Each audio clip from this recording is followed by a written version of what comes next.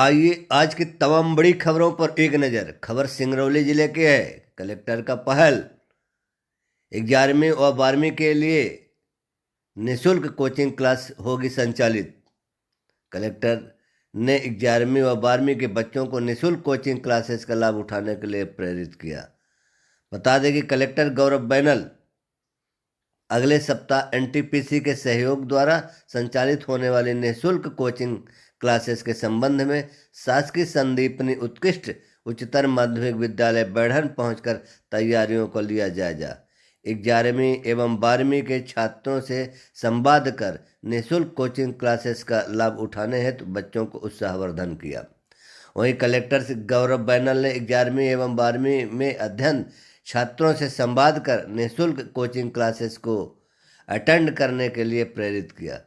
छात्राओं ने भी क्लासेस के प्रति अपना पूरा उत्साह दिखाया।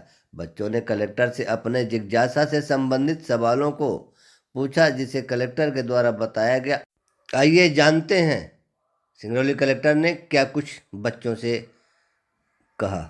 कि जैसे मैंने बोला कि 11th आपका गोल है कि अच्छे से करना। अब इस चीज को जब भी आपने गोल सेट किया तो इसका बिल्कुल टेंशन नहीं लेना, स्ट्रेस नहीं लेना। कई बार होता है स्ट्रेस, कई बार स्ट्रेस क्या होता है, कई बार ऐसा लगता है कि यार बहुत उम्मीदें हैं लोगों की, परिवार वालों की, सबकी, कोचिंग भी उपलब्ध करा रहे हैं, घर पाएंगे नहीं कर पाएंगे, कोई टेंशन नहीं लेना।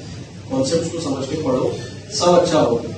जितना अच्छे से आप लोग कोशिश करोगे, प्रयास करोगे कि हम लोग अपियर हो और अपना परफॉर्मेंस दें, सब कुछ बहुत अच्छा होगा। बिल्कुल टेंशन नहीं लेना है। और अगर जैसे यहाँ पे आपके टेस्ट भी लेंगे होंगे, टेस्ट में मान लो अच्छा नंबर नहीं आया तो कोई हताश होने की जरूरत नहीं, कोई निराश होने की जरूरत नहीं। आपने कॉन्सेप्ट समझा, आपका नुकसान कुछ नहीं हुआ, आपका फायदा ही हुआ।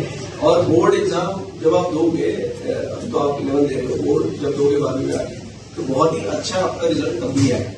तो किसी भी समय ये फील करने की जरूरत नहीं है, मान लो यहाँ उन्होंने कुछ पढ़ा के चले गए, आप घर गए, आपने घर पे जाके पढ़ा तो भी समझ में नहीं आया, यहाँ पढ़ाया तो भी समझ में नहीं आया, अगले दिन उन्होंने नया टॉपिक चालू कर दिया।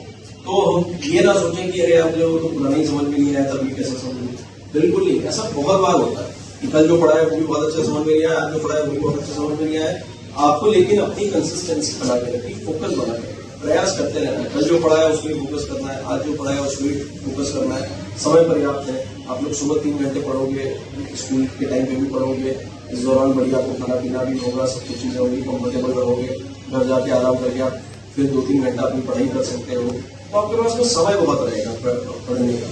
तो कभी भी किसी भी स्तर पे आके हताश नहीं होना है, निराश नहीं होना है। अगर कोई चीज नहीं समझ में आती, नहीं भी समझ में आती है तो कोई नुकसान नहीं होता, फायदा ही होता है। उस प्रोसेस में आपने कुछ न कुछ चीज समझी होगी जो आपको भी नहीं पता है, जो आपको आगे जाके कहीं ना कहीं फायदा पहुंचाएंगे। ठीक है, और जिस भी सब्जेक्ट से जितना डर लगता है उसको उतना फेस करना चाहिए, मेरा तो ऐसा मानना है। अगर मैथ्स से डर लगता है तो मैथ्स को आप फेस करो, फिजिक्स से डर लगता है तो फिजिक्स को फेस करो। जितना उसको पढ़ोगे उतना उसको मजा आने लगेगा, उतना आपके वो कमांड में आता जाएगा। ठीक है, जितना उसके साथ आपने समय बिताया, हो सकता है समय लगेगा 1 महीना, 2 महीना, 3 महीना, लेकिन 3 महीने बाद आप निश्चित रूप से ये महसूस करोगे कि यार मेरी पकड़ जो है इसके ऊपर अब पहले से बहुत बेहतर हो गई। जरूर उतनी नहीं हुई है जितनी होनी चाहिए, लेकिन आपका प्रयास करते रहोगे तो एक दिन उतनी ही पकड़ हो जाएगी जितनी आपको चाहिए, और निश्चित रूप से हो जाएगी।